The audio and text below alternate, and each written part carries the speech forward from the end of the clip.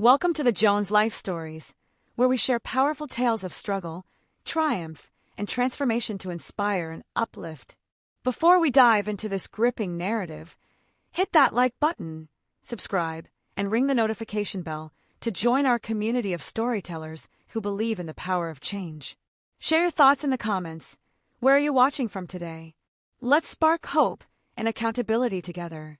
On a quiet street corner in Harmontown, North Carolina, the late afternoon sun cast golden light across brick storefronts, shadows dancing between lampposts adorned with summer bunting. The town, steeped in southern charm, hummed gently. Shop doors chimed, teenagers pedaled past flower beds, and barbecue smoke wafted from Carter's Deli. Beneath the calm, the air held a stillness, like the moment before a storm. Nain Brooks walked with purpose, her heels clicking like punctuation, her dark skin glowing under the sun.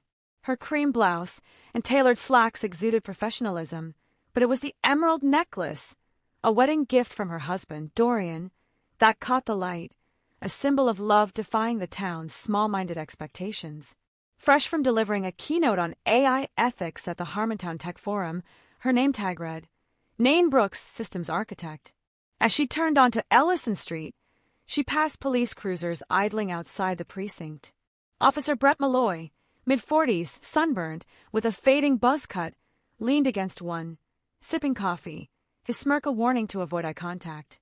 A 20-year veteran, Brent thrived in a system that rewarded unquestioned authority, his badge a shield for suspicion.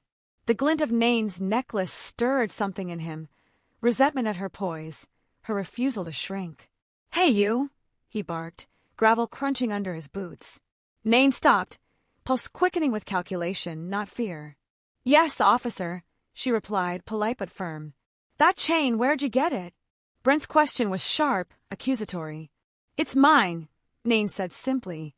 "A gift from my husband." Brent's eyes narrowed, his stance invasive. "Looks expensive. You sure it's yours?" His hand hovered near his belt, a silent threat. "Yes, I'm sure," Nain said, her expression cooling. "Is there a reason you're asking?" Passers-by glanced over, unease spreading. Brent folded his arms, contempt bare. "You match a report. Woman with dark skin, fancy necklace, seen leaving a boutique. Awful coincidental." The lie was venomous. "That's a lie," Nain said, her voice ablade. "I just came from the forum. I spoke there." She lifted her name tag, he ignored it. "People like you always have an excuse," Brent scoffed, performing for the crowd. "This ain't a courtroom, lady. Your words don't mean much without proof." Nain's breath tightened, but she held firm. "People like me? What does that mean, officer?" Brent stepped closer, nose inches from hers. "You know damn well. You people think you're above, being questioned, dripping in things you didn't earn." Nain's jaw clenched. "I earned every inch of where I stand. I'm not afraid of you." Brent sneered. "You will be." The air grew heavy, Harmontown holding its breath. Brent's hand moved to his radio, crafting a narrative. "I'm detaining you for questioning," he announced loudly. "Report of a woman matching your description involved in theft." Nain's pulse jumped. "You have no cause," she said sharply. "I've committed no crime, and I don't consent to being searched or arrested without a warrant." Brent's voice was cruelly calm. "You think you're in a debate? This is my street. If I say you're suspicious, that's enough." He barked, "Hands up." Nain raised them slowly, eyes locked on his. "This is an abuse of power. You're making a mistake that will follow you." Brent grabbed her wrist roughly, cuffs biting into her skin. "The only mistake is you thinking you're better than us." A crowd formed, teens recording, an elderly woman watching, a postal worker with a clenched jaw. "You're humiliating yourself," Nain hissed as Brent yanked her toward the cruiser. "You'll answer for this." He shoved her inside, her shoulders slamming into the seatbelt lock. "Get used to the back," he sneered. "It suits your kind." Inside, Nain's heart pounded like war drums, but she stayed composed, pressing the emergency call button on her phone, silently transmitting every word. 3 blocks away, Captain Dorian Brooks, leaving a council meeting, felt his phone vibrate. Nain's voice, furious, cornered, and Brent's smug taunt sent him speeding to Ellison Street. At the precinct, Brent dragged Nain inside like a trophy, past Officer Ellis, who looked concerned. "Got a live one," Brent smirked. Thought she could out-talk me with that educated attitude. Ellis hesitated. What's the charge? Suspicion of theft, Brent said dismissively. Fancy chain, no receipt, bad attitude. Ellis pressed. Did she resist? Brent scoffed. She resisted by opening her mouth, acting like I'm beneath her. In the holding cell, Nain sat, back straight, unreadable, wrists throbbing but refusing to show weakness. She heard Brent boasting outside, drunk on his own power. She knew Dorian had heard everything. Brent leaned against a desk, still talking. This town's got too many folks forgetting who runs it. Not on my shift. Ellis shifted uncomfortably. You sure this is clean, Brent? Brent snapped. I've been doing this longer than you've been shaving. The precinct doors swung open. Dorian Brooks stepped in, not storming, but with a gravity that silenced the room. His uniform gleamed, but his presence commanded, authority pulsing like heat. Brent's smirk vanished, words catching in his throat. Captain, he stammered. Didn't know you were coming in. Dorian's voice was ice. I wasn't, but I received a live transmission from the woman you arrested without cause, my wife.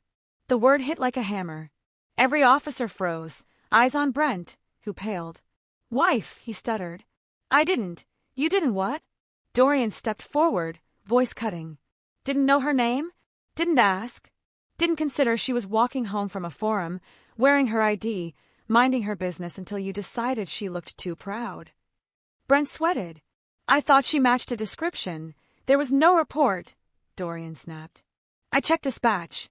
No thefts, no suspicious activity. You made it up, profiled her based on her necklace, her skin, her refusal to cower. His eyes burned with disappointment.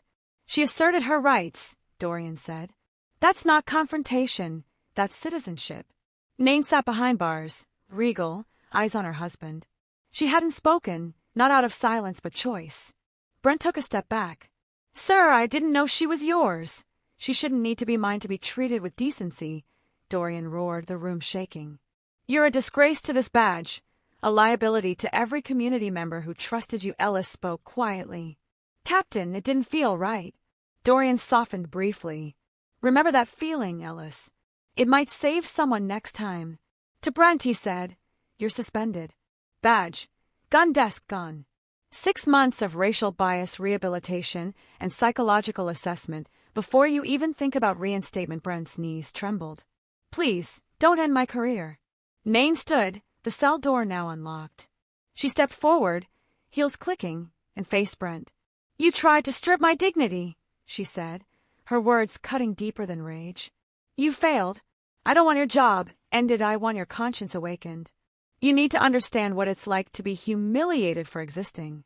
Dorian nodded, jaw tense. You heard her. One more misstep. You're done. Brent removed his badge, tears falling. Dorian and Nain walked out, the sun shimmering like judgment. The next morning, Harmontown whispered with news of Brent's suspension by Captain Dorian Brooks, the precinct's backbone.